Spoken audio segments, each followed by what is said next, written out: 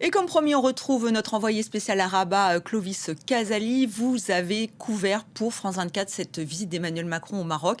Alors l'objectif, c'était vraiment de se rabibocher, si j'ose dire, après 3 ans de brouille. Alors qu'en est-il? Est-ce que c'est réussi ou pas? Alors, dernière étape de cette visite de 3 jours d'Emmanuel Macron qui est ici à la résidence de France à Rabat où il vient de prononcer un discours. La communauté française est là, les membres de la délégation aussi, des hauts membres du gouvernement, des ministres présents aussi pour entendre le président de la République se féliciter du résultat de cette visite. Et c'est vrai, côté marocain comme côté français, on se félicite du résultat. Dans l'entourage du président de la République, on me dit que ce qui compte énormément cette fois, c'est le côté humain, la relation forte entre le président de la République et le roi Sa Majesté Mohamed VI. Et il faut le dire, il y a eu des tensions, des crispations ces derniers mois, ces dernières années. Et c'est pour ça que cette visite d'État est si importante.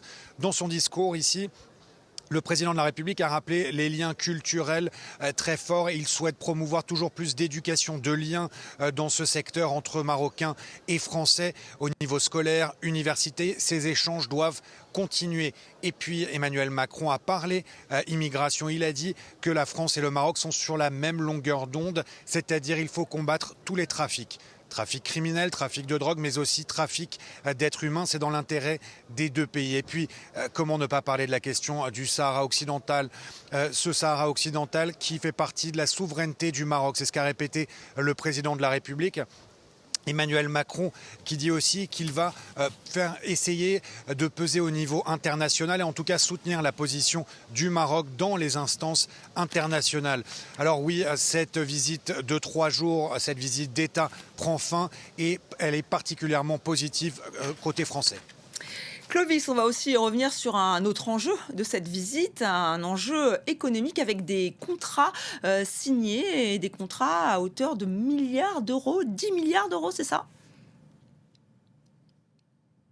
Selon l'Elysée, plus de 10 milliards d'euros de contrats. Et l'Elysée qui souligne que c'est une situation de gagnant-gagnant, c'est-à-dire que ça va créer de la richesse et des emplois en France, bien sûr, mais aussi en Maroc. Et c'est extrêmement important et ça rentre dans le cadre de ce partenariat renforcé d'exception. Ce partenariat doit être équitable. C'est ce qu'a répété le président de la République. Alors, dans ces contrats, il y a notamment dans le secteur de l'environnement, car le Maroc est à la pointe de la décarbonation et les entreprises françaises ont le savoir-faire pour accompagner tout cela.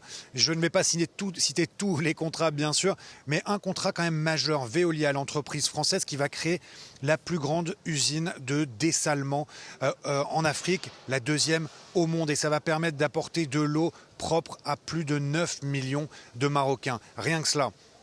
Et puis côté ferroviaire, Alstom qui va fournir des rames pour le train à grande vitesse entre Tanger et Marrakech. Voilà un autre point très important, même si côté français, on souhaite souligner que ce ne sont pas que des contrats économiques qui comptent. Il y a aussi des contrats ou plutôt des accords au niveau de l'éducation et des contrats culturels. Et là aussi, c'est important car ça permet de célébrer les liens entre les deux pays et des liens, bien sûr, historiques très anciens.